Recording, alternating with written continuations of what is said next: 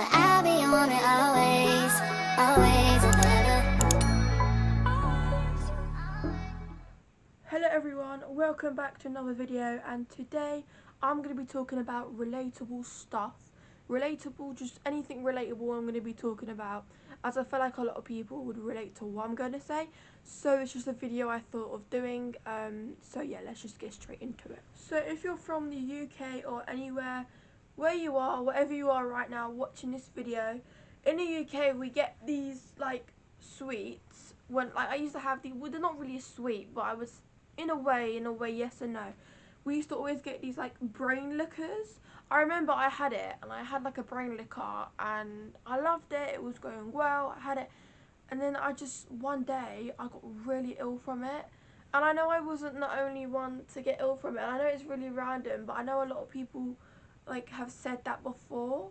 Or like, has there ever been a sweet that you've had? What was your favourite childhood sweet? I think for me, my favourite childhood sweet was definitely Kinder. I loved Kinder. I used to have it a lot when I was younger. Like my mum would always give me like the Kinder egg. I don't know if you. I know you get it in the UK. I don't know if you get it anywhere else other than the UK. But the Kinder was the best. Like I loved a Kinder sweet. Like every time I go in a corner shop or Asda or Tesco, I'm always like to my mum, "Can you please get me this Kinder? Because a Kinder egg, I really want it." And then you can get a little toy in it.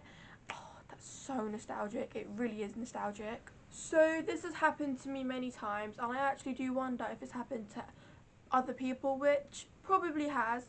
But like, you know, like when you're having a conversation with someone and you get put on the spot, and then you're just sitting there and you're talking to them, and then they just are like to you, or have you, like they just ask you like a question, and then because you get put on the spot, your mind just goes blank. Sort of like when you're in it, sort of when you're like in an exam, and then like your mind goes blank. Like I remember with one of my exams that I did, I was sitting there for like about 20 minutes 20 minutes not knowing what to write. But before I entered the exam, I knew exactly what I wanted to write. But then I just completely forgot, and I'm Like, have I forgot? I was literally outside. I remembered it. Everything that I wanted to do. I had it. Whoa. I'm talking too fast. I had everything planned out, and then after I was just struggling. I'm like, what do I do? What am I supposed to write? But I hate getting put on the spot and asking like questions like that, especially if I don't know the answer to it, because then I'm just looking around and I'm like, how is me looking around going to give me the answer? I just think it's a way of me looking like I'm actually thinking about something, even though I'm not. I'm just looking around the room trying to like buy time and see if anything pops into my mind, but nothing actually does. Then the one thing that goes through my mind is I'm just really thinking hard to the point where nothing comes in my mind anyways, because I'm really like stressing my own head out. Like, please tell me I'm not the only one like that. Like, please tell me. You know, like when you're in a doctor's appointment, or like just I don't know, whenever, like, doesn't matter how old you are or whenever it is, or whenever it doesn't matter. You know when you're in a doctor's appointment and you're with your parents, and then the doctors ask you a question, and it's like then they just stare at you and expect you to answer. But I'm always like, Mum, can you answer? But now because I'm getting like to a certain age, I actually have to start going to my appointments on my own. It is really scary, and it's quite a humbling experience. Like the amount of times since I've turned 18, I've been phoned by the doctor. Oh my gosh, it's awful. It's awful. It's so scary. It is so scary. Like, please tell me I'm not the only one. Like when you get phoned, but it doesn't matter. Even if it's not the doctor, it's like the dentist or just someone that calls you, and it's like, oh my gosh, like you literally start to panic inside, and you do not know what to do, and you're just like, what do I do? What do I do? Now, I do not know why I did this or what actually possessed me to do this. When I was younger, you know these stupid life hacks that you can get? I'd always like see the carpet ones of how to get stuff out your carpet. I would literally put everything I can find in my room on my carpet. I'd put paint. I'd put like fake makeup, like the makeup you can use when you're a kid. Like I'd put like glitter, like I'd put so much stuff that I shouldn't put in my carpet. Then I'd get toothpaste, soap, water, whatever I could find to try and get it out, and I wouldn't actually get it out. Why I did that, I don't know. Like, I actually do wonder what was going through my head when I was younger to make me want to do that. But I think it's just curious. I was just curious, like anyone would be. I'm like, why do I do that? Why did I do that? Like, bear in mind, when I was younger, I used to love tie-dye. Tie-dye was one of my favourite things when I was younger. Like, I had a tie-dye phone case. Not even when I was younger, even when I up to like year 8, I loved tie-dye. I had everything tie-dye, like literally my sliders, my phone case. I had clothes that were tie-dye. I remember.